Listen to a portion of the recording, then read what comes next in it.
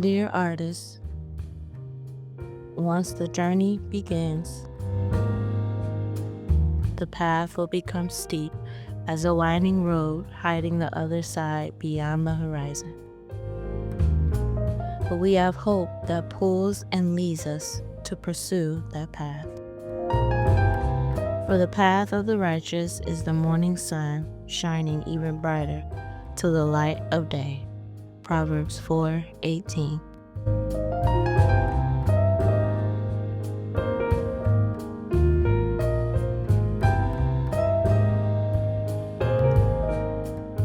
I'm going to make something. The trouble is making something that is meaningful.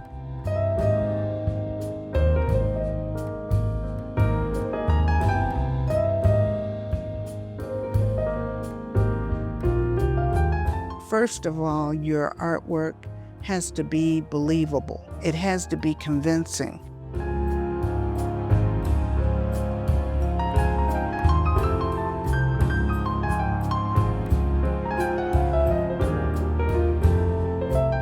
The work can't get made if I'm not disciplined about it.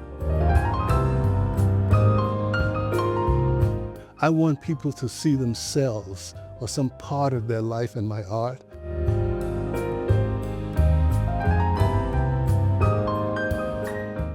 It comes to the point in my life I recognize that I'm an artist.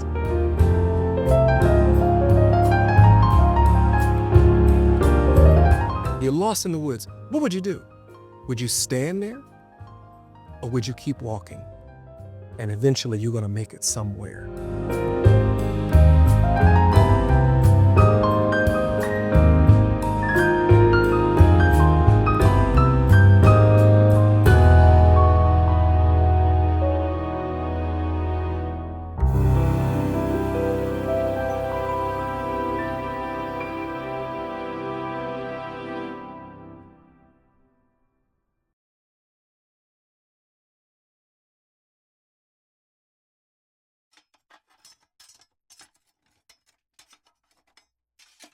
I love painting. Been retired 10 years.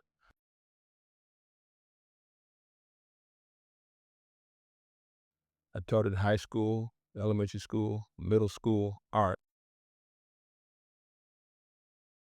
Joined the military to stay out of trouble. Didn't know I was going to go overseas to fight a war. But I'm glad I was family prayed for me. And me and my 3 brothers made it back from Vietnam, which is a rare thing, and all in one piece.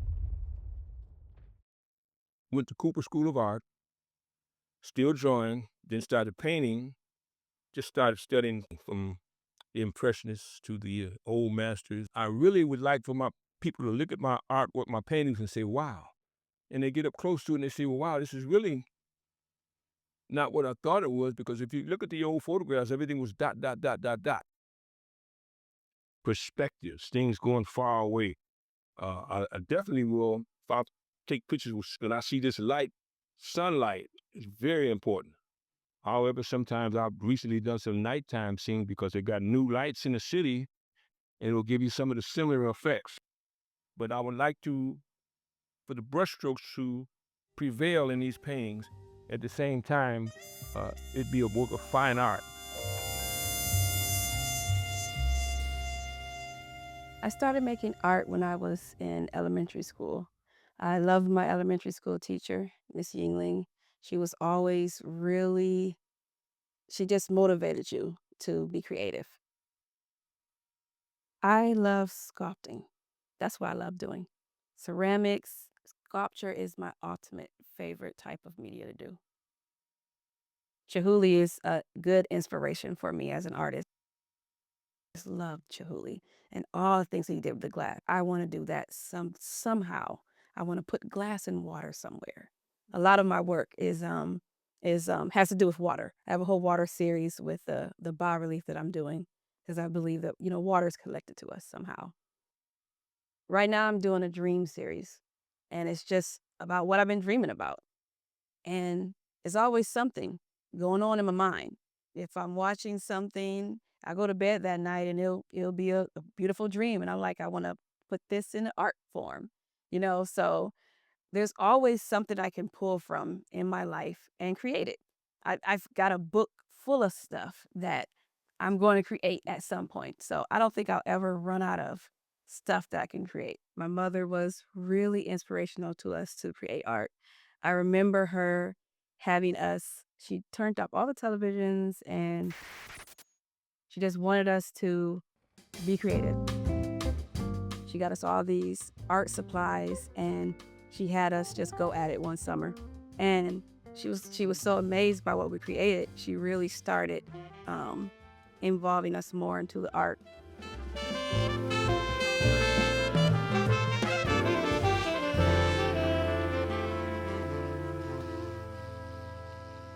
I've been painting since I was 10 years old.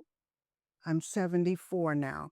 I studied for a year under Nelson Stevens, painting and drawing at Kent. My grades were not very good. My health was not very good. And so my parents made me come back to Akron and go to school here in Akron, at Akron U.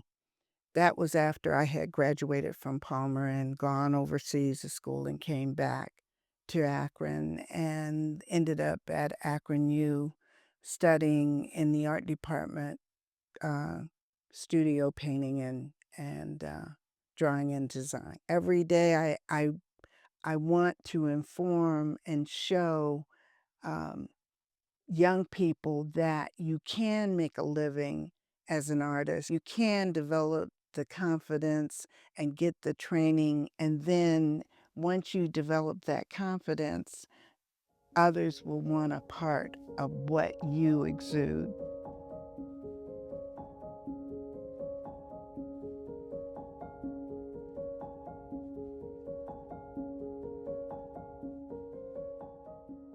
It's a collage applique, and all of the pieces are hand painted, hand stitched, machine stitched, and so you can dress it up, dress it down, you can roll it up and travel with it. It's so easy to wear, and we call it an opera coat.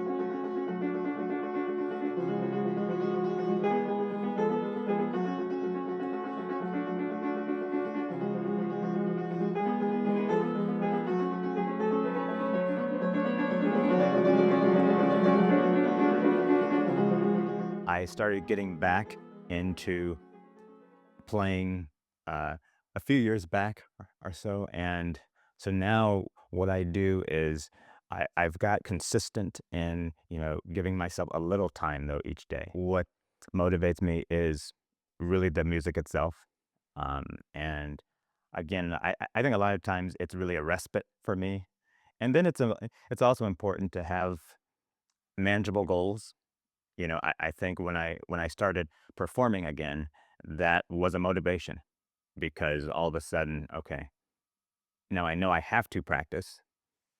Even when I don't feel like practicing, I have to practice. Style of music, I would say in terms of the genre that I primarily play is classical. But I love music of all genres. And I think that has really positively impacted the way I play or the style. I could look at an opera singer like Leontine Price, one of the great sopranos of our time, now late in her 90s. But then I could look at someone like a Tina Turner or very different styles, very different voice types, but the art no less rich, no less powerful, but distinct and unique. I think being distinct, being authentically you, whether it breaks the quote unquote rules, is what makes art what it is.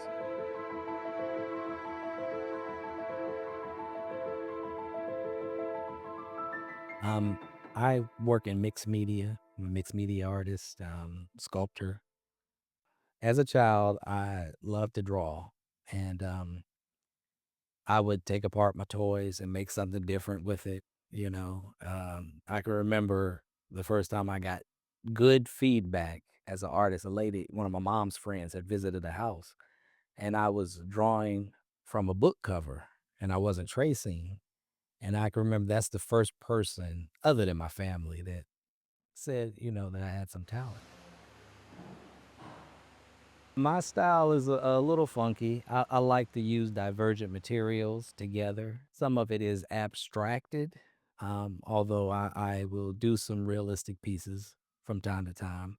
Um, but I really enjoy just taking different materials that I find. A lot in the tradition that, quilting is done as, the improvisational element, the jazz has, hip hop, is taking divergent things and putting them together to make something new. A lot of my mixed media pieces relate to August Wilson plays. The rhythm of his dialogue. I love the way he plays relationships, the relationships that he connects and how they influence others. There's a piece, I have a drawing that I hope to make into a sculpture that is it's from the play Joe Turner Then Come and Gone, and it's really taking the idea of Joe Turner and who he was, kind of the mythology around him, and how black men would just disappear. It comes up in my work as far as just the missing man in a piece, or the absence of something that, it has a feeling that something should be there.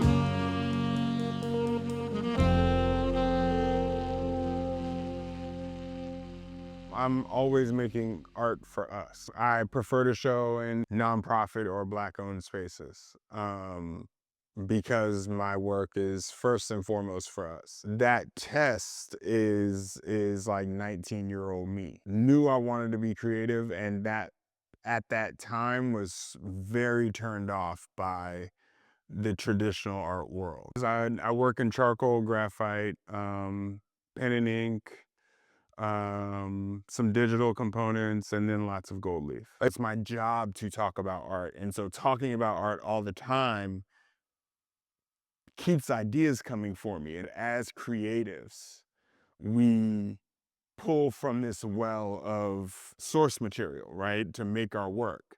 Whatever that source material might be. It could be just, if you're a landscape artist, it could be looking at the clouds one day, or going on a walk in nature. Like, it doesn't matter, but our experiences fill the well. This is oftentimes the only place where I get like true quiet. And I feel like that's a necessity for an artist. You need space and time to hear yourself think.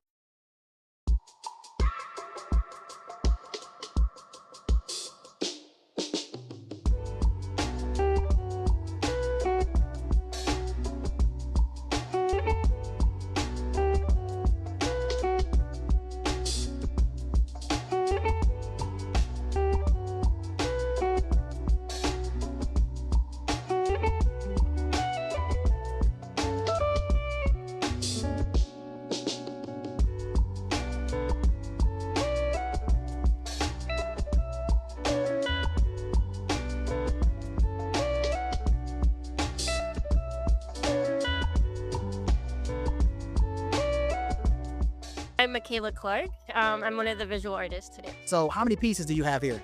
Just one. What is that called? In which a journey begins.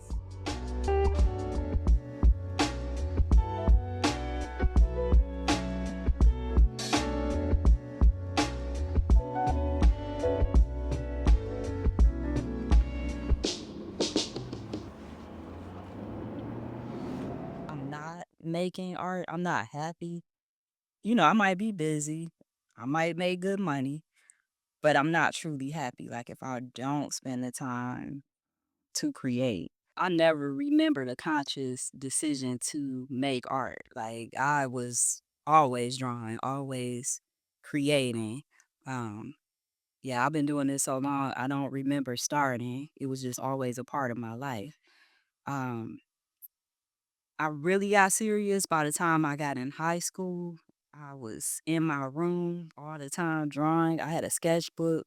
I still have it to this day. I would charge $10 to make portraits for other students and teachers. And I was really excited about that. So that was my first business. And I got a lot of, I didn't even know what commissions were, but I got a lot of commissions in high school. Now that I'm older, I have kids, and I'm always moving around, I like the convenience of using brush pens and these water brushes because I can paint almost anywhere. A lot of times, what I'm doing, like I'll be at church on Sunday, I would draw and paint during the sermon and, create an illustration about what the pastor was talking about. So sometimes there will be words or scriptures within my drawings and paintings. I come from the Bahamas, Nassau in particular, the island of New Providence, the city of Nassau. That's where I was born. And ever since, actually before I could walk, there was a particular festival called Junkanoo, which is our national cultural festival now that we're independent from Britain.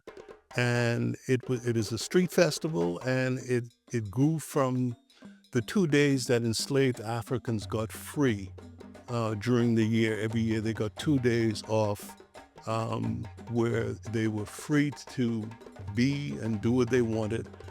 And having still memories, close memories of Africa, they built a fire, or often built a fire, around which they paraded. And the excellence and the beauty of this festival, Junkanoo, Junkanoo,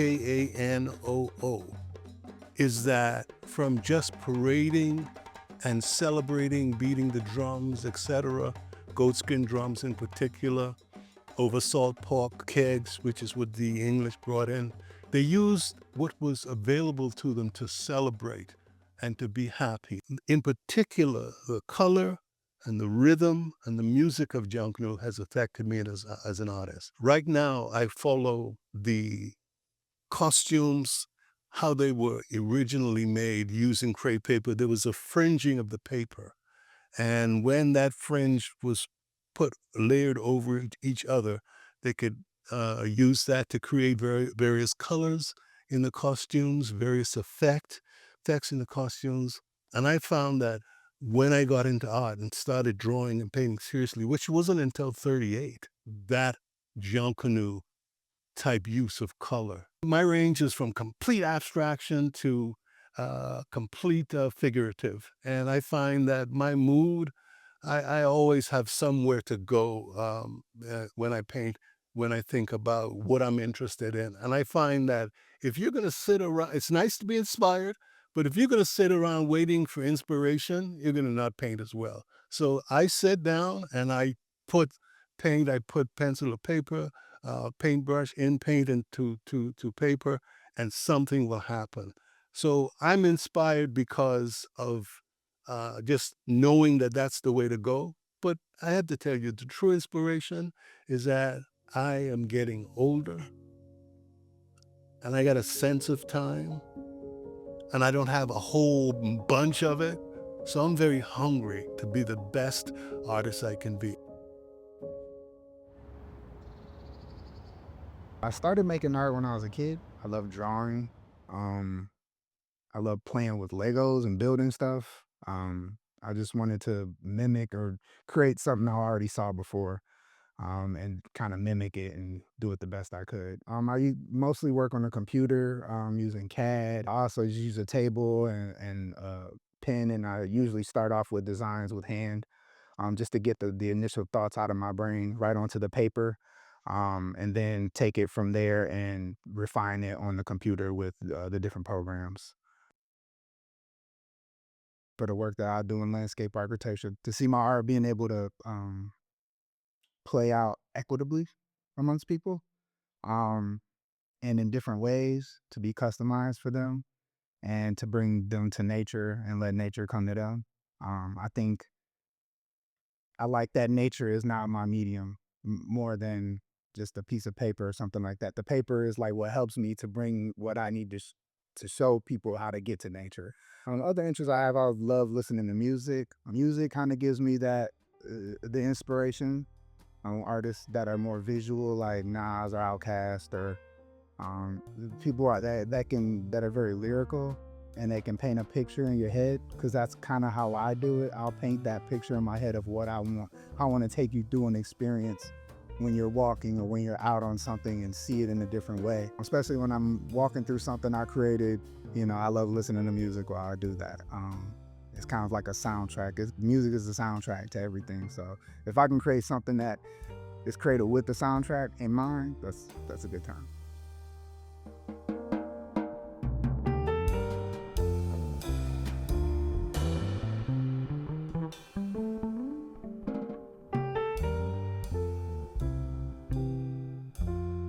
I'm a multidisciplinary, so I can draw, I can write, act, and do all kinds of different things. But I just remember in kindergarten, just drawing a picture of Daffy Duck that everybody was really impressed by. And I didn't think anything of it. Most of the time to this day, I don't think anything of it. It is unconscious. It's just within me. I see something or think of something, I think of it cinematically. As a storyteller, our work is very important, especially right now. I think back over historically how stories have had such a powerful role in a society to carry forth traditions and teach young people moral lessons. Also, we could probably do better to recognize the role of stories now. I think to the quote of the pen is mightier than the sword. We have a story to tell.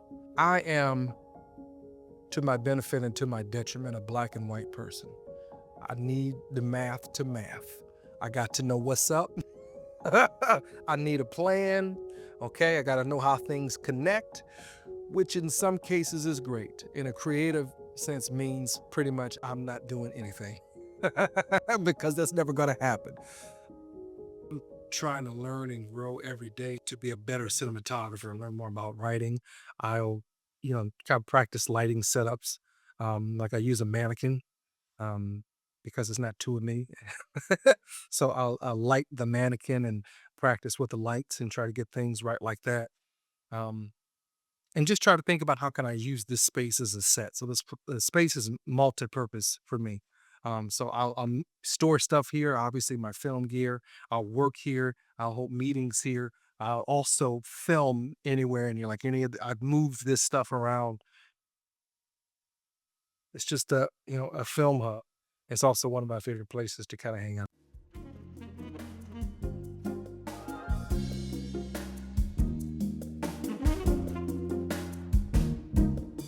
I started making art when I was a little kid. My mom used to have us, and I hated it. That's the funny part.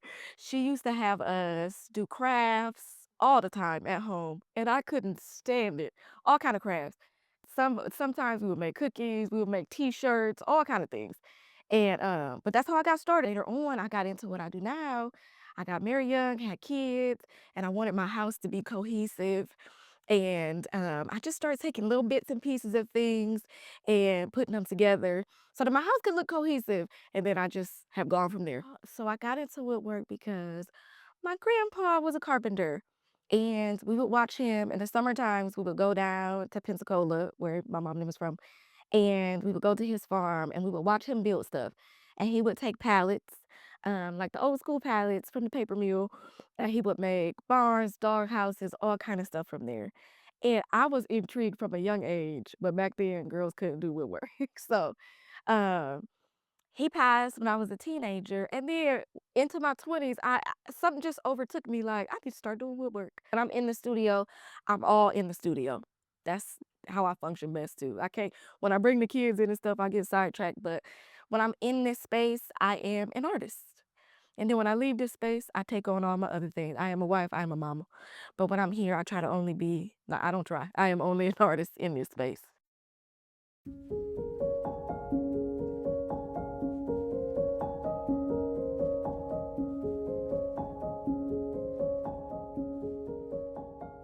My art style now is I work in the metro parks. It's a combination of nature and man. A lot of my style has a lot of natural curves that intersect with straight lines or grids. So I always like how you can take those two different ideas and kind of make them work together. A lot of times I'm managing construction projects. I kind of sit back, get in my head a little bit, sketch out things, draw, throw stuff away, redo stuff. It's just a constant trying to get a flow. And that's kind of where my spirituality comes in. It's like trying to get the flow from God straight through me to the paper. And then once I can get that, and then I can massage it and clear it up for what I need to make it work. I stay motivated by through team with people around me and coming up with ideas and collaborating with people. For instance, like the Sojourn Truth Project just came to me, and it motivated me because I wasn't thinking of anything like that at the time.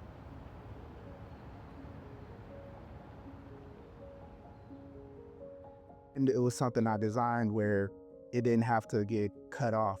You know, we didn't, oh, get rid of this because it's too much money, or get rid of this. There was so much support behind it. It looks exactly like how it was in my head. So I didn't have to like, oh, it would have been better if I would have did this, or if I was allowed to do this. It actually just happened. Even if it seems like a little something, I can make it into something bigger.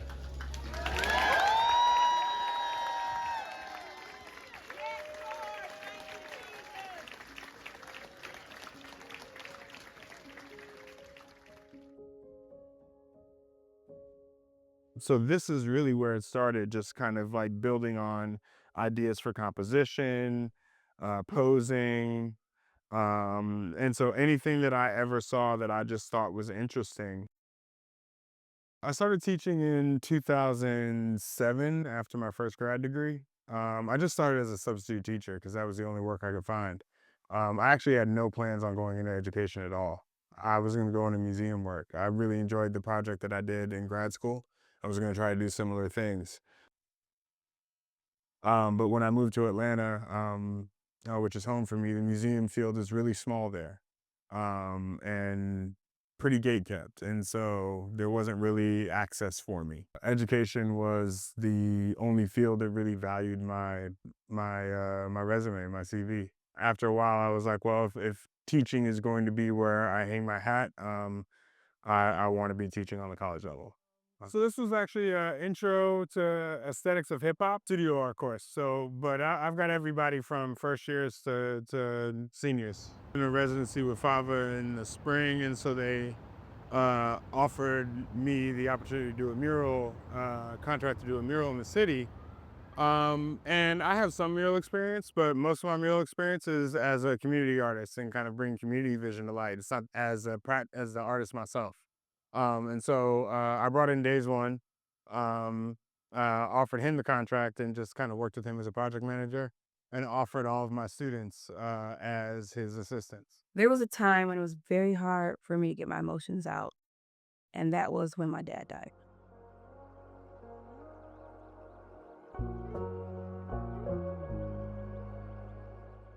And it was a time when I had already stopped kind of creating art.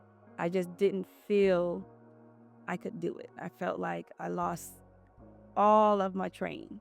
Trying to build my confidence back up to create again was challenging because I felt like I have no skills whatsoever. I had to really get back out around more people that are creative to help build my confidence up, showing people, having people that I love critique my art for me. I did a new style because I went from doing the ceramics to doing the bas-relief with the plaster cast, something different. And then the emotion of losing my father is, I've lost people before, but that loss is a different loss. At first I was trying to get to my old self. That was never going to happen because I'll never be in a space where he's there. So I switched over to finding new Louise. That's good enough right there. So I go back into that particular area that I did right there and replenish that. Oops.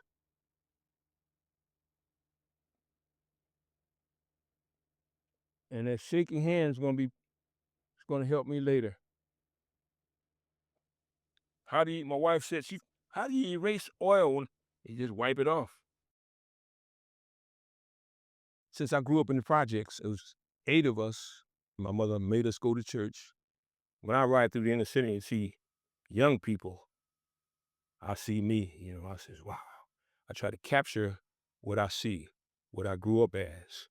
And I try to avoid too much negative things, too much debris, and to make the place look pleasant, I guess I work against the grain. One of my favorite teachers, Jose Centron from Cooper School of Art, said, how do I know when I'm finished? Because a lot of times you can wipe out some good stuff if you go too far. I could very well stop right here, but I know I won't be able to. I could, but he told us you stop when you can no longer improve that work of art. I'll have 100 paintings. I'm going to keep painting. I'm going to keep, if I can, if God is willing, I'm going to paint until I drop. If you got it in and something within your gut or your soul is telling you, I want to paint or I want to draw, just stick with it, even when the times get tough, because that's your desire, that's your heart's desire.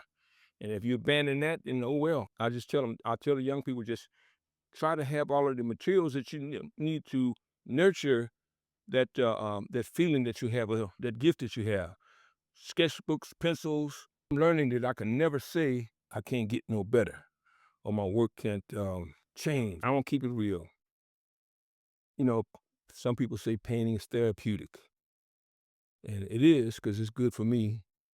And I sometimes I wish I had some of the paintings that I've sold over the years. I wish like it's part of me and I can't get them back. But it's always gratifying when you give a show, and you don't always sell work, but it always helps your confidence when people can come in and cut a check or do something to say, I like this.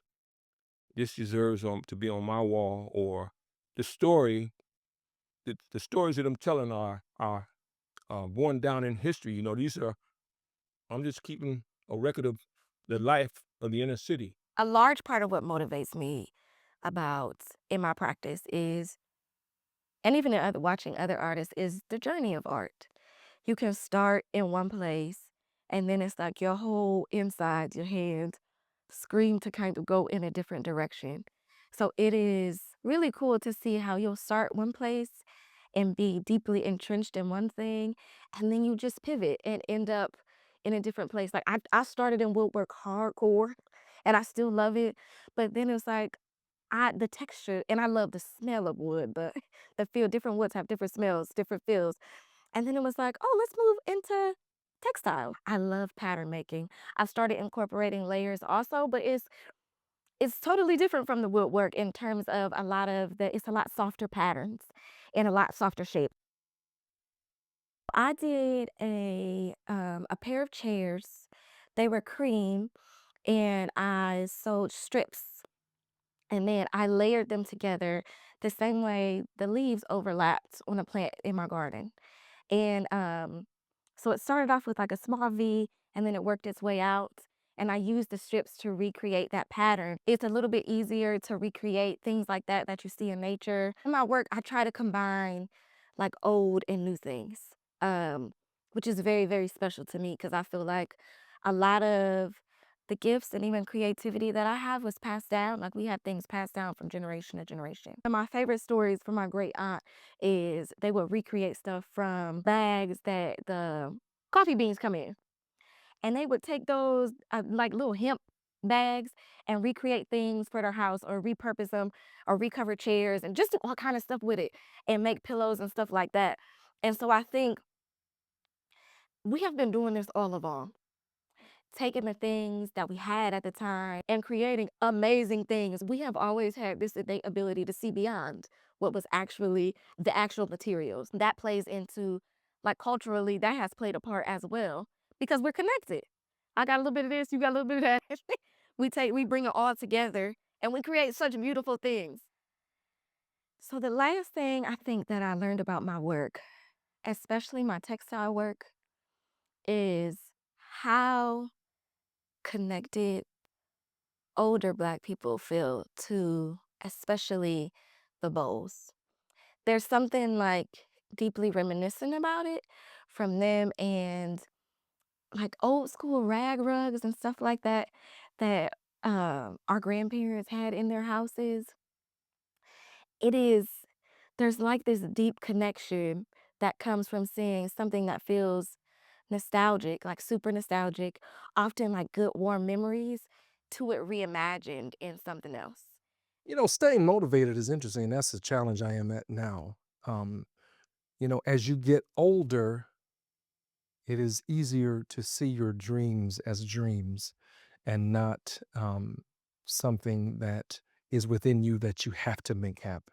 Especially as you get caught up in that work 9 to 5, it's much easier as you get older to think about what someone says you can do, what somebody says is possible, versus what you know deep down inside of you is possible. You know, so trying to remember what I thought of myself as a kid and what I thought about my practice and my creativity as a kid, I think is the key to staying motivated and not looking at what everybody else is doing or what everybody else is saying is possible. Because I think in doing that, I may look up in 50 years and be, or 30 years and be retiring from um, a job that I'm not happy with. Um, so just remembering that uh, that dream is there for a reason, and it's on me to bring it to pass. A particular piece that I am most proud of. I wrote a murder mystery and loved it. Did it live. It was only about 100 people there to hear it, to hear the reading of it. It was a dramatic reading, but I was really happy with it. It was something that I wrote. It wasn't influenced by anybody else. I wasn't concerned with what people were going to say or how they were going to receive it. Another favorite is a short film that I wrote called A Bite to Remember. Really, really loved it. It was personal and happened by accident. And it's one of the few works I look at and I can't think of changing anything else. I'm just really happy with it. I'm also inspired by the work of Walt Disney, his innovation and being ahead of his time and being able to try things. In him, I saw something very, very a big lesson that I've recognized about everyone who is successful is to take a bad idea and run with it.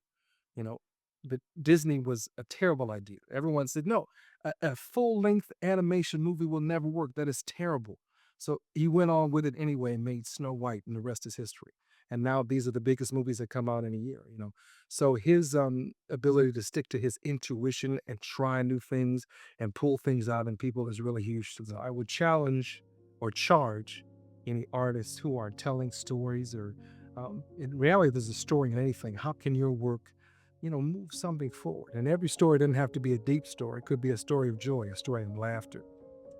But I think in our society and in the world today, we need those. This is home. This is where I create my pieces. I'm fascinated when people make a purchase because I want to go, now, you know, I just made that in my little room at the apartment. And I mean, he made the studio and they don't even care. I'm currently working on a piece in acrylic here. I'm calling it Ah Japan. And as you can see, it's basically kind of 4 portraits. But there was something about the piece that grabbed me. And I'm really having a lot of fun moving it forward. It's about maybe 90% done. I just need to add some more shadows and work on the background. I paint every day, and my hours are 11 to 4:30 in the morning. I'm retired, so that's when I paint. It's quiet. My wife is asleep, and I wanted to have the viewer's eye be able to move from a kind of white to a really white bright to a lighter white. And if you really look closely, you'll see, because I packed the yellow behind it, just slight different intensities, and you'll see that yellow slowly coming through that white. So there's some layering going on as well. I come from the world of theater, and we create theater so that people can be moved, can be touched. I think in my art, in these pieces, I want the same thing to happen. I want people to see themselves or some part of their life in my art So you have to paint with something in mind. Not that you are going to direct the viewer to see and feel a certain thing, but in terms of it accomplishing something, and if there was a role I wanted to play, it would be that people see it and they pause and they feel. As I use as my reference a Smithsonian project that I saw in the magazine one day. It took a photo of the real black Civil War soldier and then looked up his today relative. And I wanted to find that and repeat that. They did it in black and white. I wanted to do it in color.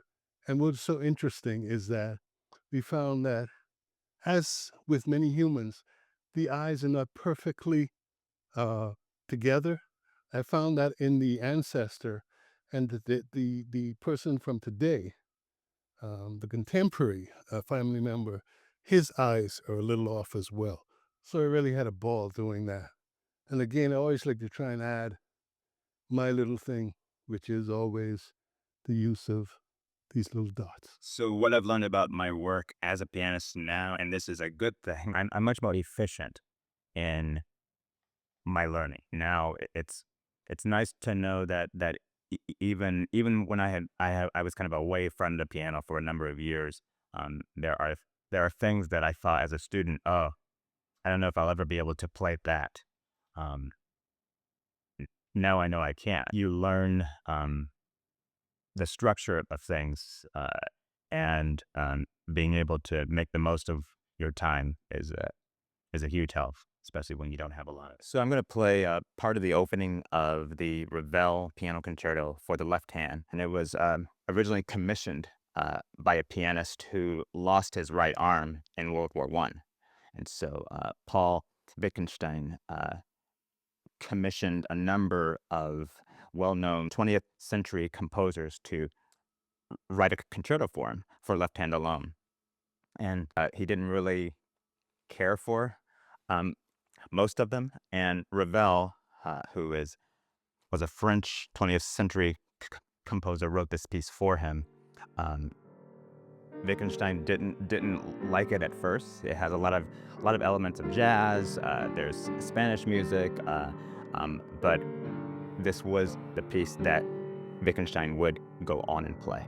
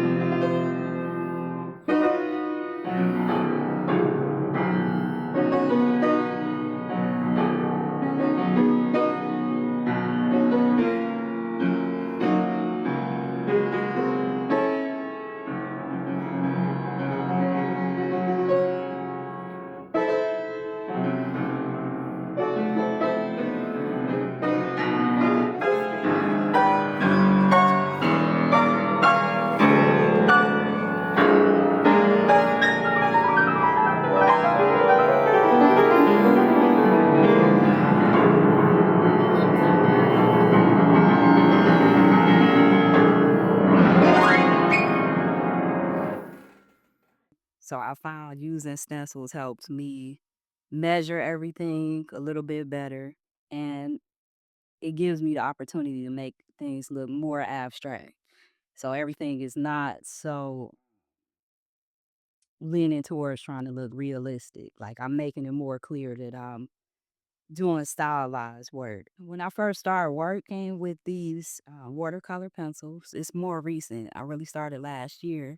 I teach art, and I worked in a classroom where we didn't have a sink. And I had wanted to try a way to make it easy for the students to paint. I discovered water brushes where you can put water inside of the brushes. I feel that the main thing that I want students to learn about art is it's a form of communication. They can use it to say whatever they want, you know. It is a way of getting a message to the world. A lot of people are going through things in life, but just sitting down making a small piece of art can bring you a lot of enjoyment and healing. It can be very meaningful and life changing if you let it. My grandmother, my mom, and my aunt were probably the biggest influences in my life. And my grandmother was so soft spoken, but her words could break a wall. She is the one that convinced me that I could do whatever I set my mind to. And looking back at that made me start to think, okay, how have we forgotten some of the things that have been said by the women in our lives? These sculptures have kind of come about thinking about those things and really connecting words and not necessarily the words that we all know, but words that were impactful for their community at their time and that can still be impactful for us now. I wanted to do Fannie Lou Hamer um, because I loved her strength and her resilience. And she's not somebody that I knew a lot about before. But when I started reading the things she did, the things she said, I was like, okay, she's an example of what I'm looking for. The most recent piece, Lorraine Hansberry.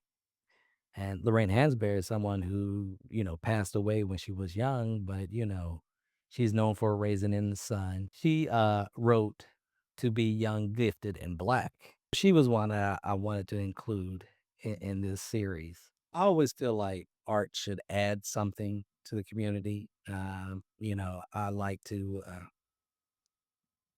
share my work in a way that will uplift people, that will encourage people or make people laugh. I hope that people see my work and feel good about it um, and are able to learn something about themselves. So I participated in a collaborative show with 50 Afro Americans and 50 Afro Brazilians in Salvador Bahia, Brazil.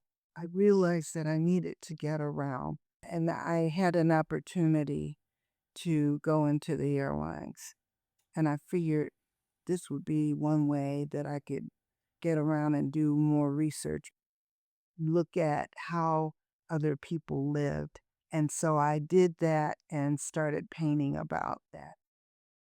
I would roll the murals out and take them wherever I went around the world. I unroll them here and I have them so that I work on them sometimes in the middle of the night or during the day. The whole place is dedicated to my artwork. This particular piece is called The Storytellers, and the series that I'm working on with these murals are called An Inherited Legacy of Greatness.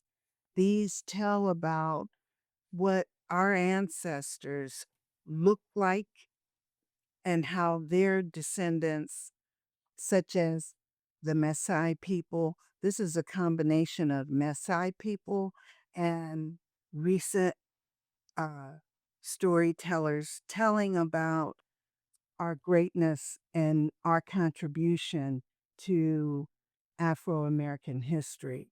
And so in my artwork, I want to teach our children to have a strong awareness of who we are and what we come from.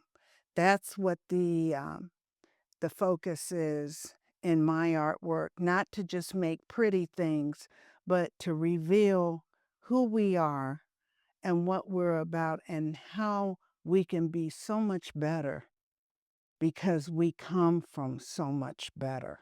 We come from kings.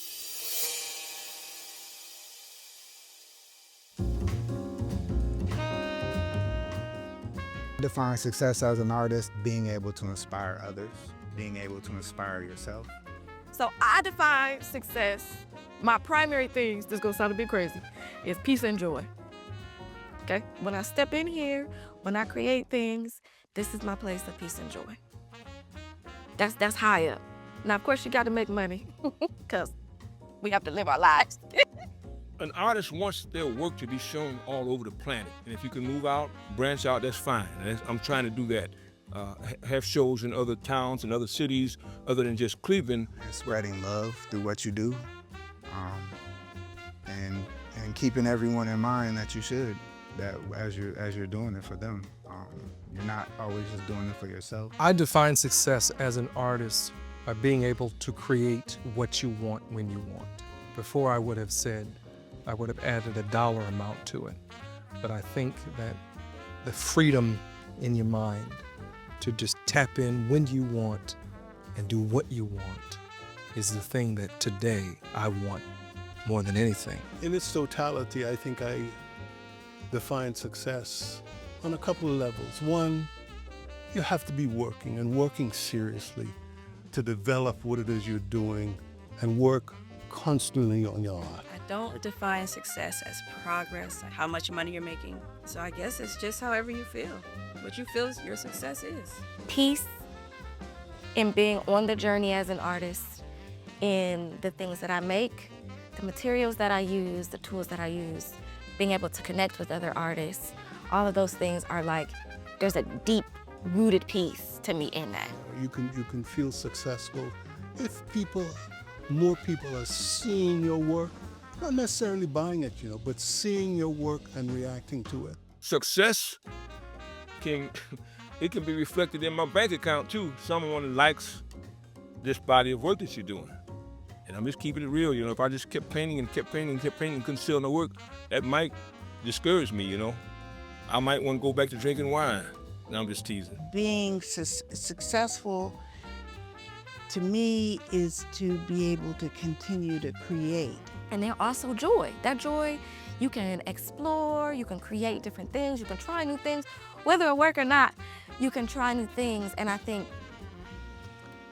to me, to continue to explore, to have good work ethic, to make quality things, and also be able to do that in a place of peace and joy and creativity, that's it. So how do I define success as an artist?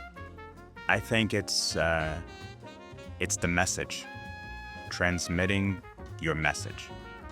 I think whatever your message is, the story you have to tell, if you tell it uninhibitedly, I think that is success. Sound carries, vision carries. It's just not you seeing and listening to things. Always developing to be more, and always researching to communicate more.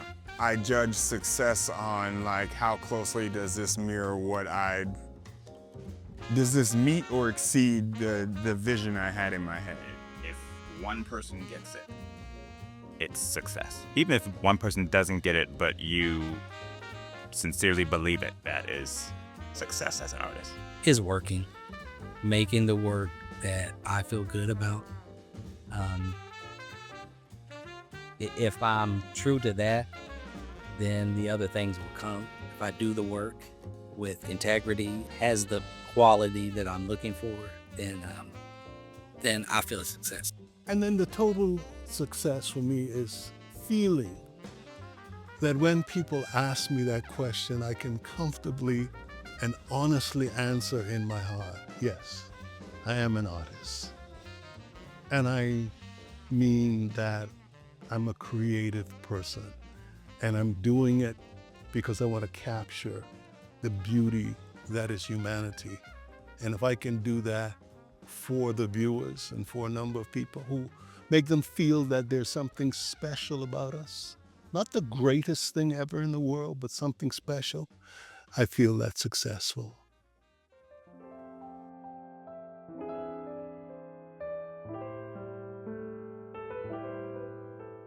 Artists.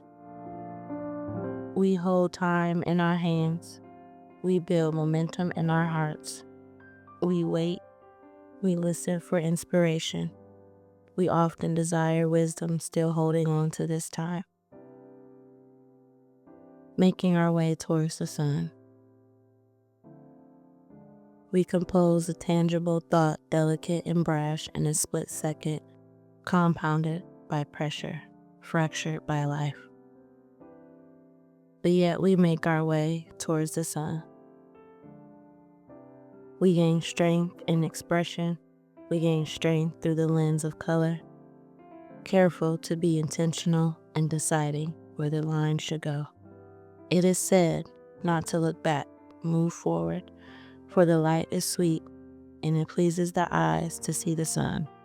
Ecclesiastes 11:7.